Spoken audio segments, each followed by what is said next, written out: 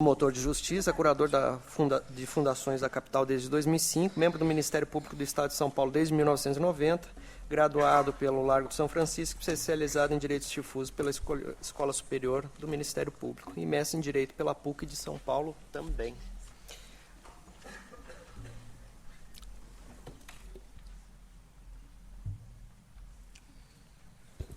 Avisou o doutor Ayrton que vamos tentar seguir até o meio-dia e 20 para permitir 10 minutos de... Peço desculpa pelo abreviamento aí. Dr. Alexandre Sarques, na pessoa de quem eu gostaria de apresentar os meus cumprimentos ao presidente da casa, o conselheiro Dimas Ramalho, e agradecer a oportunidade de vir a esse centro de estudos para debater temas dessa relevância. Gostaria de cumprimentar também meus colegas de mesa, os amigos professor Gustavo Justino e doutora Laís Figueiredo, pela oportunidade sempre. A gente tem sido frequentes em mesas de debates, mas eu gostaria de expressar que eu sempre aprendo alguma coisa e isso é motivador para vir sempre. Cumprimentar os senhores, as senhoras, pela paciência nos ouvir, e como o tempo é curto, eu acho que já é chegado o momento da gente, então, tentar apresentar um pouco do que está acontecendo na nossa legislação, não de hoje. Na verdade, eu vou voltar a 1998, na questão atinente à remuneração dos dirigentes das organizações da sociedade civil.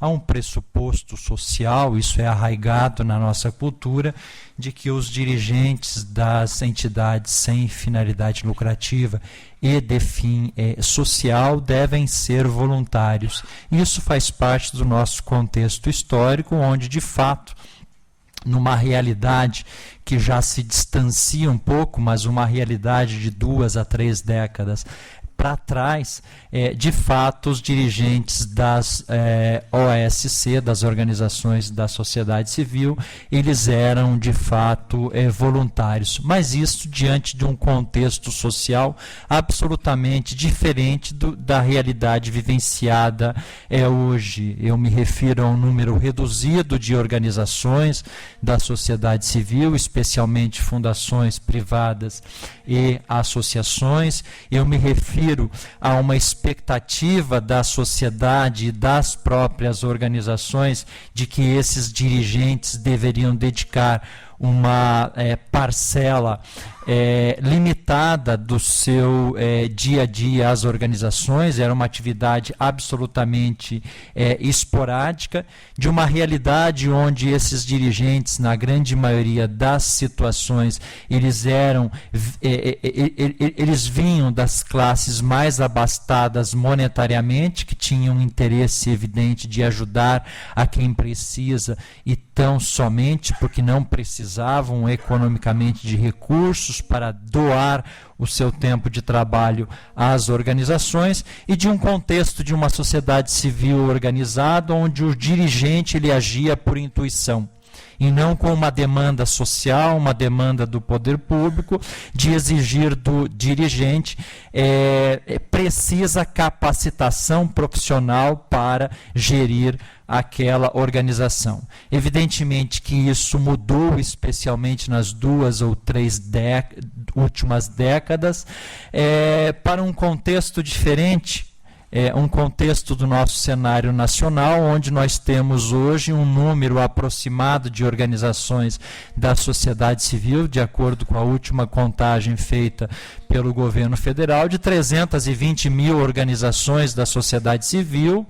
que manejam um orçamento para exercer as suas atividades finalísticas, que já pontua o nosso PIB nacional, ou seja, nós estamos falando de um volume de recursos bilionário, de um número de organizações bastante expressivo, e uma demanda social e uma demanda especial do poder público, especialmente dos órgãos de fiscalização, de que esses dirigentes tenham capacitação profissional adequada para gerir essas entidades. Evidentemente que isso passou nos últimos tempos para um debate, um anseio das organizações e um reconhecimento do poder público nesse sentido, de que havia a necessidade da legislação pautar expressamente a possibilidade da remuneração dos dirigentes e os parâmetros como poderia ser implementada essa questão. É bom que se diga que o ordenamento jurídico brasileiro nunca proibiu o dirigente das organizações da sociedade civil de serem remuneradas. E é bom que se diga também que vigora um princípio de direito de que as organizações da sociedade civil, enquanto entes que fazem parte de um grupo de pessoas jurídicas que são inseridas no ordenamento jurídico privado, elas se beneficiam de um princípio legal de que elas podem fazer tudo aquilo que a lei expressamente não proíba. Diferentemente do poder público, da máquina pública estatal, direta ou indireta, que tem um princípio às avessas, que só pode fazer aquilo que expressamente a legislação pontuar. O que podemos aprender do cotejo desses dois princípios? Na medida em que a legislação nunca proibiu a remuneração dos dirigentes das entidades privadas, ela permitia essa remuneração.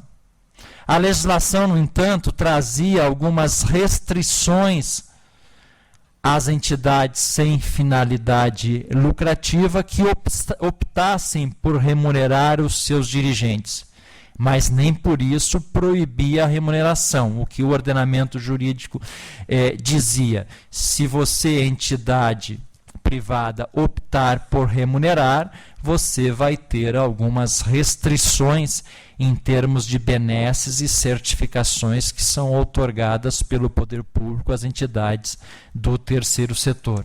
Eu me refiro especialmente à questão afeta a imunidade e a isenção tributária, que sofria restrições expressas da entidade que optasse por remunerar os seus dirigentes.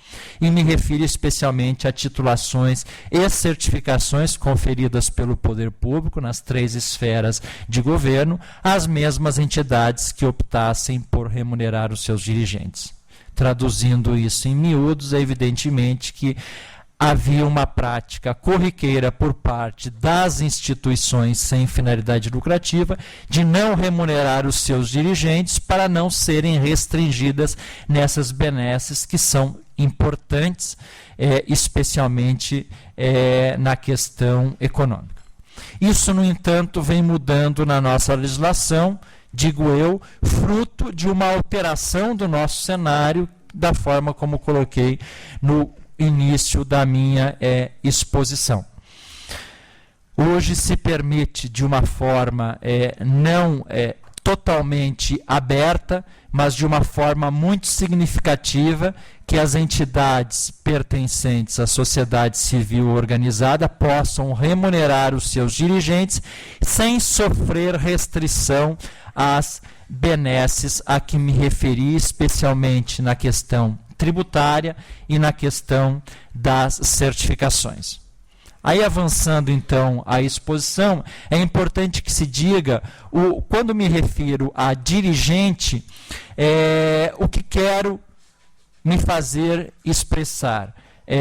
O que devemos entender por dirigente no contexto da alta administração de uma organização da sociedade civil, especialmente fundações privadas e associações. É a alta administração da entidade, mas aquela afeta a gestão e não aos órgãos colegiados. Então é importante que se diga isso, porque as considerações que farei a seguir não dirão respeito aos órgãos colegiados da alta administração. Me refiro aos conselhos curador, administrativo, Assembleia Geral ou Conselho Fiscal. Não há permissivo na legislação de remunerar essas pessoas, muito embora façam parte da alta administração, do alto poder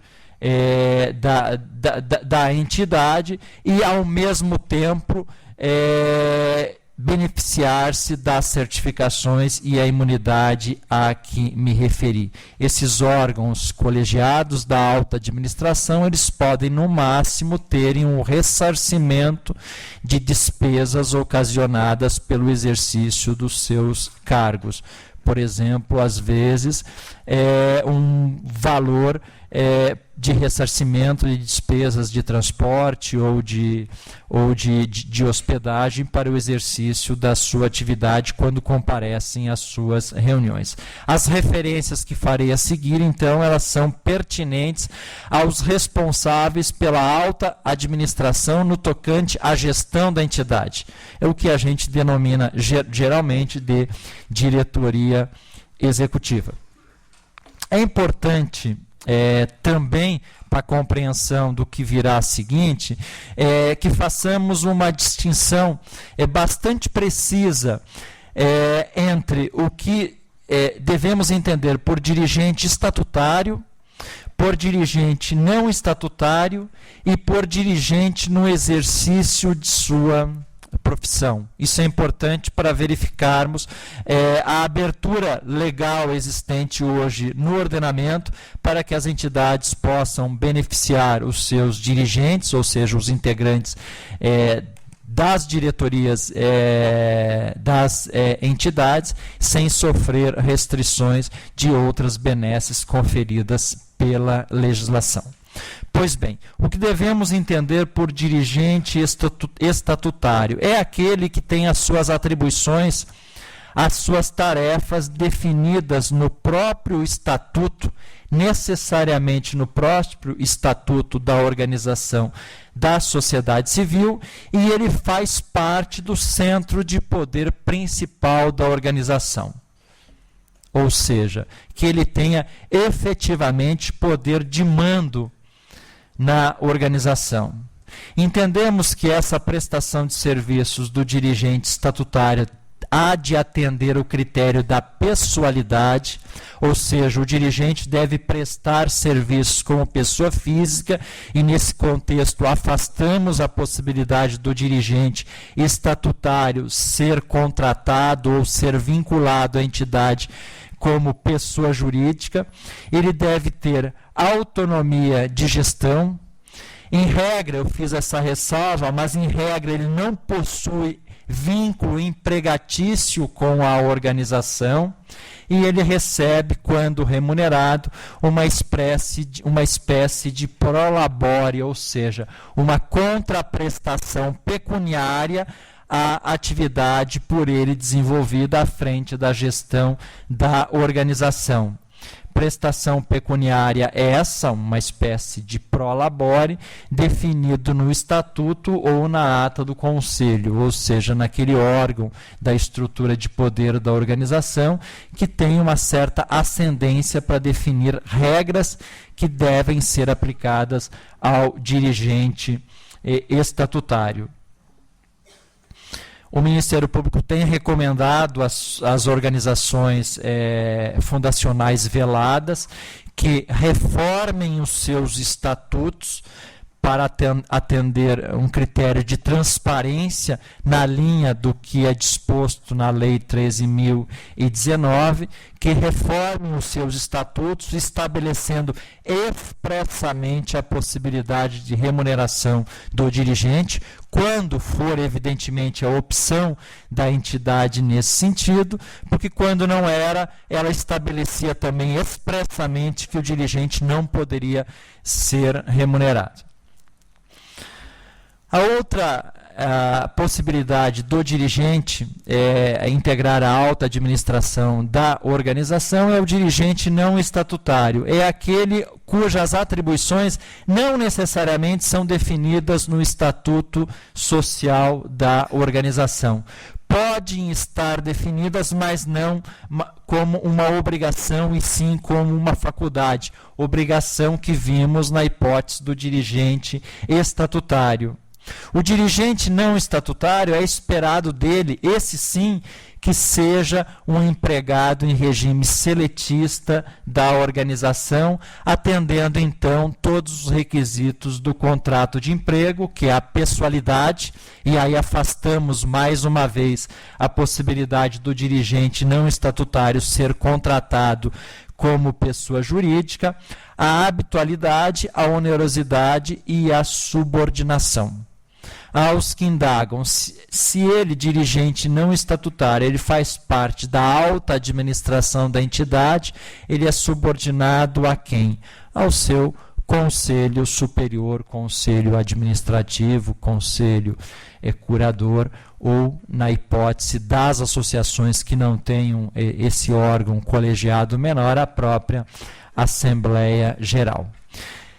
A possibilidade da remuneração do dirigente estatutário ou não estatutário passa por outro pressuposto evidente, que é a efetiva prestação de serviços com jornada de trabalho, evidentemente. Não há abertura na legislação que se remunere o dirigente estatutário ou não estatutário que tenha uma dedicação esporádica eventual à gestão da entidade. E temos ainda uma terceira possibilidade que muitas vezes confunde as organizações e até mesmo os órgãos de fiscalização, que é uma situação peculiar do dirigente estar no exercício da sua atividade profissional na fundação ou na associação. Ou seja, é uma atividade remunerada do dirigente, mas não enquanto dirigente, não enquanto no exercício de atividades definidas daquele que é esperado para gerir a entidade. Isso ocorre com muita frequência em organizações sociais, especialmente na área da saúde ou na área educacional, onde o dirigente ele exerce a sua atividade profissional como professor, ou como médico, ou como gestor do hospital, cujas atividades não se confundem com aquelas definidas no estatuto como atividades próprias, inerentes do dirigente, do responsável pela gestão da entidade. Enquanto os órgãos de fiscalização nunca tiveram muitos problemas quando compreendiam a situação dentro da entidade, da remuneração do dirigente enquanto no exercício da sua atividade profissional, o mesmo não ocorria com o dirigente estatutário ou não estatutário, enquanto responsável pela gestão, o que vem sendo aclarado pela legislação, a nosso ver, para dar um pouco mais de segurança jurídica, não só aos órgãos de fiscalização, para estabelecer claramente os limites da atuação do poder público, mas como e principalmente das organizações da sociedade civil, tendo uma legislação mais clara, mais precisa, estabelecendo os limites do que pode e o que não pode ser feito. E aí, então, agora na sequência, já caminhando para a segunda fase da nossa apresentação, para pontuar as alterações ocorridas na nossa legislação, que vem já com uma data um pouco mais pretérita, porque a primeira inovação legislativa na questão remuneratória dos dirigentes veio com a Lei 9637, em 98, que estabelecia o regime das organizações sociais, e lá já se definia a possibilidade das organizações sociais remunerarem os seus dirigentes sem que isso pudesse causar qualquer tipo de prejuízo às certificações, titulações ou à questão atinente à imunidade e isenção tributárias. No ano seguinte, com a lei de OCIPs, a lei 9790, em 99, estabelecendo expressamente a possibilidade da remuneração dos dirigentes das entidades qualificadas como de interesse público. Estabelecendo, tanto na lei de OS como na lei de OCIPs, que o parâmetro remuneratório dos dirigentes seria o padrão de mercado. Agora, em 2013, com a lei 12868, que alterou pontualmente também a Lei 12.101, que é a chamada lei da, entre aspas, da filantropia, que regula o título de entidade beneficente de assistência social, e nova alteração em julho do ano passado, com a 13.151, estabelecendo novos parâmetros para a remuneração das entidades as organizações da sociedade civil qualificadas como entidades de assistência social, ou seja, as entidades filantrópicas que atuam na área da assistência social, educação e saúde, definindo parâmetros remuneratórios para os dirigentes, estatutário e não estatutário. A lei faz essa distinção de tratamento, e esta opção de remuneração das entidades beneficentes de assistência social, a partir da inovação legislativa, também não tinha mais o condão de prejudicar benesses de ordem tributária ou de certificações. A lei, desde a 12.868, depois que avançou um pouco com a 13.151, definiu parâmetros legais para a remuneração do dirigente estatutário e parâmetros diferentes para a remuneração do dirigente não estatutário. Para o dirigente estatutário, a lei definiu parâmetros mais precisos e impôs um teto máximo para a remuneração do dirigente estatutário, de maneira que ele não poderia receber remuneração em valor bruto igual ou superior a 70% do limite da remuneração dos servidores da União, e o maior salário, o maior subsídio da União é o salário do presidente da República. Então, esse era o limite legal, teria que ficar em parâmetro inferior a 70% desse limite. Outro parâmetro importante da lei,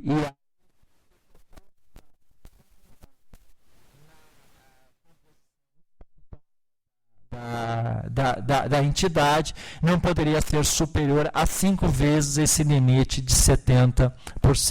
Isso para vedar, evidentemente, a possibilidade da entidade estabelecer um número de cargos estatutários remunerados superior a 5 e, eventualmente, desvirtuar o objetivo da lei. Mas há outros parâmetros que devem ser observados, mesmo definindo a legislação que há um limite de 70% do maior salário da União. Qual é? O valor de mercado. Nos parece que há burla à legislação se, na área de atuação da entidade, for fixado um salário, muito embora aquém do máximo definido na legislação, se ele for superior ao praticado pelo mercado para aquele tipo de atividade, naquela área de atuação, há da mesma forma burla à legislação. E a observância também, por evidente, de que há de haver uma consonância do maior salário da entidade com a política salarial da organização, sob pena de também, por vias transversas, se mudar a legislação e se remunerar o dirigente, na verdade não com o objetivo de dar uma contraprestação pela efetiva carga de trabalho dedicada por essa pessoa à organização, mas sim uma distribuição indevida de resultados.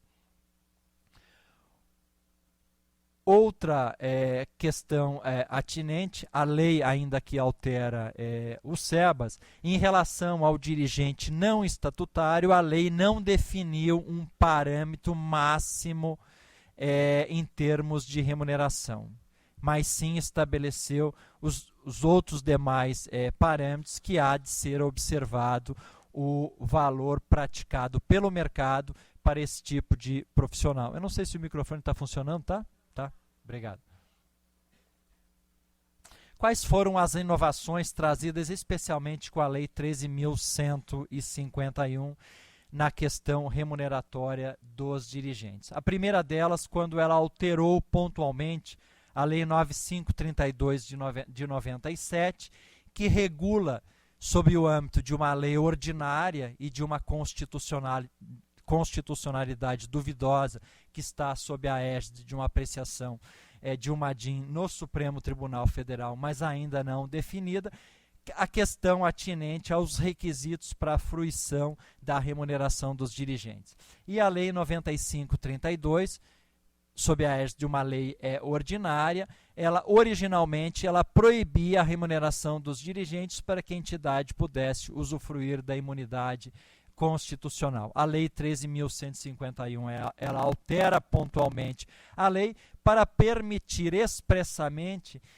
a remuneração dos dirigentes por serviços prestados efetivos em caso de fundações e associações assistenciais. O que são fundações, não temos dúvida nenhuma do que se deve compreender por essa modalidade de entidade. Agora, o que são associações assistenciais é uma novidade que a lei trouxe, que a gente enfrenta daqui a pouquinho. A Lei 13.151 também alterou a lei que regulava o título de utilidade pública federal, permitindo, então, em julho de 2015, que se remunerasse os dirigentes e isso não implicaria em prejuízo à entidade para ter ou manter o título de utilidade pública federal, que uns meses depois foi extinto com a Lei 13.000, com a entrada em vigor da 13.214, e acabou por ser extinto o título de utilidade pública federal. Há uma expectativa de que também os títulos de utilidade pública estadual e municipal sejam, a médio prazo, também extintos, mas nós temos aí uma questão problemática, que a maioria das leis de regências dos títulos estaduais e municipais, elas vedam a possibilidade da remuneração dele dirigente. É uma questão aí que os operadores terão que, por critérios de interpretação, definir se continua em vigor essa restrição ou não. A Lei 13.151, ela alterou também novamente a 12.101, que trata do título de entidade filantrópica, permitindo uma vez mais a remuneração dos dirigentes de fundações e entidades associativas de natureza social, de remunerar os seus dirigentes. A nosso ver, a 13.151 não alterou a 12.101 quando ela pontuou os requisitos legais para a remuneração dos dirigentes estatutários. A nosso ver, o operador deve interpretar uma convivência harmônica entre as novas disposições da 13.151, que alterou a 12.101, com aquelas alterações que vieram com a 12.868. Ou seja, traduzindo, é possível remunerar, sim, o não estatutário por parâmetro de mercado, o estatutário por parâmetro de mercado e os requisitos definidos na redação vigente hoje na 12.101, que é o máximo dos 70% da remuneração do maior dirigente da União Federal. A Lei 13.151, ela trouxe uma outra questão, essa questão, a nosso ver, bastante problemática, e eu acho que ainda não definida, do que devemos entender por associações assistenciais. A nosso ver, a lei pecou em não deixar bastante precisa essa questão. As associações assistenciais que elas podem... Meu tempo acabou, eu vou ver se em 2 minutos eu finalizo. As associações assistenciais são aquelas tituladas com o SEBAS, é uma visão a mais restrita possível, ou são aquelas que desenvolvem atividades reguladas pelo SEBAS, atividades de educação, assistência e saúde, muito embora sem a titulação expressa. Ou são aquelas entidades que atuam de acordo com a garantia de direitos regulados pela LOAS. Ou são as entidades associativas que exercem atividades interesse social e, como tal, elas se aproximariam das possibilidades que têm as fundações de exercer atividade finalística nos termos das novas disposições que vieram com a Lei 13.151, que alterou o artigo 61 do Código Civil. Eu, junto com os colegas Sabo Paz e mais 2 colegas, publicamos um livro recentemente. Nós discutimos essa questão e nos inclinamos pela derradeira hipótese de entender por associação assistencial aquelas que desenvolvem atividades de interesse da sociedade civil vista de uma forma difusa, ou seja, todas aquelas atividades que também se inseriam no contexto das possibilidades existentes para as fundações nos termos da nova alteração legislativa. E aí estão, então, os novos parâmetros da remuneração dos dirigentes, que não se confunde com a equipe de trabalho designada para o exercício de uma atividade conveniada, entre aspas, nos termos da Lei 13.019, mas com parâmetros bastante precisos, a nosso ver, e claros hoje da legislação, ao definir para as organizações sociais parâmetros de mercado, da mesma forma e na mesma consonância para as OCIPs. Para as entidades tituladas com o SEBAS, a importante distinção entre dirigente estatutário e não estatutário, porque a lei regula de forma diferente as possibilidades legais para a remuneração dos dirigentes, e para as fundações e as associações assistenciais, em relação a essas ainda na expectativa de como os doutrinadores e especialmente os órgãos de fiscalização das parcerias definirão essa modalidade de entidade, que é uma novidade, essa terminologia para a legislação, e aí sim com parâmetros definidos como os parâmetros de mercado, evidentemente que a observância também de um segundo requisito, que é a política salarial praticada pela organização da sociedade civil. E sempre lembrando que a opção de remunerar da entidade, no contexto do regime a que elas estão vinculadas, que é um regime de liberdade, evidentemente que com a observância dos parâmetros de mercado, mas a necessidade de efetiva prestação de serviço, com uma jornada de trabalho razoável ao padrão remuneratório fixado, e uma preocupação superlativa da entidade para verificar qual é o impacto que ela terá junto aos seus parceiros, especialmente os seus investidores, na adoção de uma política de remuneração do seu dirigente. Muito obrigado.